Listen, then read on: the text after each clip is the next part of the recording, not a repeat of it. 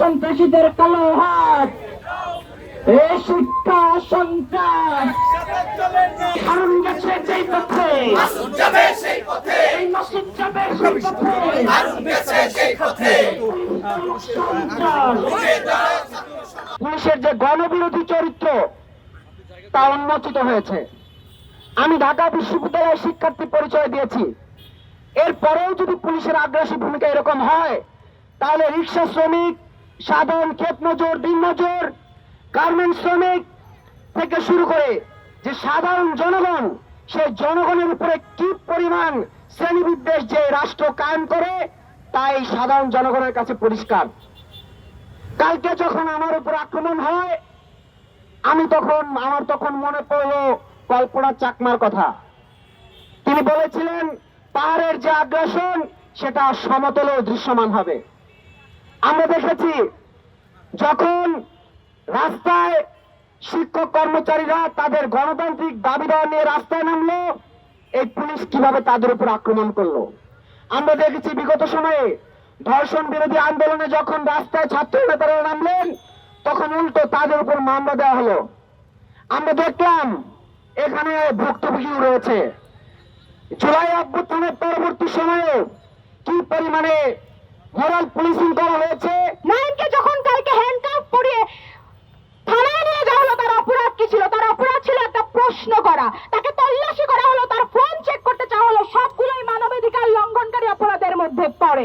তার কাছে যখন কিছু পাওয়া গেল না, তাকে প্রহার করা হলো, কারণ সে কয়েকটা প্রশ্ন করেছিল। বন্ধুগণ, এই যদি হয় সংস্কার, তাহলে আমরা বলতে চাই ওই আওয়ামী লীগের যে চরিত্র, ইন্টারিমেরও সেই চরিত্র, এবং নির্বাচিত নতুন যে বিএনপি সরকার এসেছে তার চরিত্রের মধ্যে কোনো তফাৎ রইল না।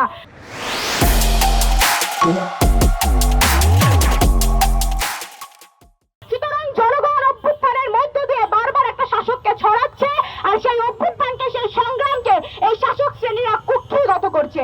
বন্ধুগণ, আপনারা জানেন আজকে সকালেও নৃবিজ্ঞান বিভাগের শিক্ষার্থীরা নিপীড়ন বিরোধী একটি ব্যানারে তারা প্রোগ্রাম করেছে এবং তারা তাদের কয়েক দফা দাবি দেওয়া উত্থাপন করেছে।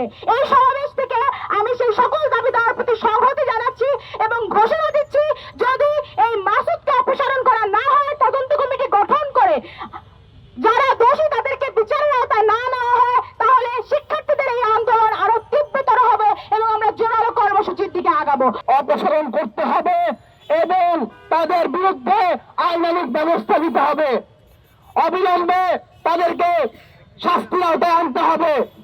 বন্ধুগণ, পাশাপাশি আমরা এটাও বলতে চাই, বাংলাদেশে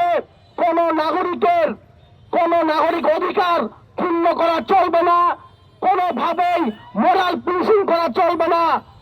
প্রত্যেকের স্বাধীনভাবে চলাফেরার নিশ্চয়তা এই রাষ্ট্রকে নিশ্চিত করতে হবে এবং যে কোনো অবস্থাতে কোন অপরাধীকেও পুলিশ কোনোভাবে বিচার বহির্ভূত ভাবে একটা ফুলের টোকা দিতে পারবে না। এগুলো যতদিন পর্যন্ত নিশ্চিত না হবে আমাদের সংগ্রাম চলবে এবং প্রয়োজন বোধে আমরা এই স্বরাষ্ট্রমন্ত্রী সহ বিএনপি কমিশনার কার্যালয়ের সামনে গিয়ে এই দাবি জানাবো।